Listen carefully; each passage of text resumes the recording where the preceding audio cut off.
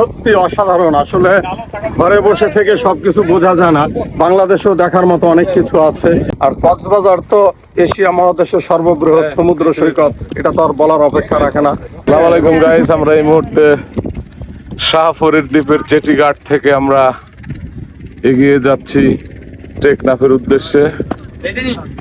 তা আমাদের পিছনে আমাদের টিম মেম্বারদের দেখতে পাচ্ছেন। আব্দুল মতিন আছে, শ্রদ্ধেয় বড় ভাই কচি ভাই আছে, পিছনে রুবেল মামা আছে, আর আরো অন্যান্য সদস্যরা আছে। নাফ নদীর উপর দিয়ে অত্যন্ত সুন্দর এবং সরু ব্রিজ বিদ্যমান রয়েছে। শত শত পর্যটকের আগমন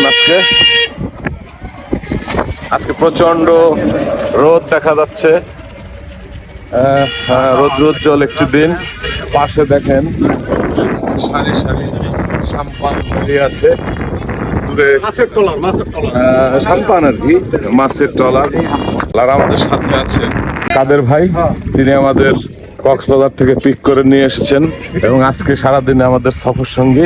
কাদের ভাই অত্যন্ত ভালো মনের মানুষ। আপনারা যারা কক্সবাজার বেড়াতে আসবেন এবং ইনানি হিমছড়ি টেকনাফে আসার প্রয়োজন হলে কাদের ভাইয়ের সাথে যোগাযোগ করবেন। আমরা স্ক্রিনে কাদের ভাইয়ের নাম্বার দিয়ে দেবো।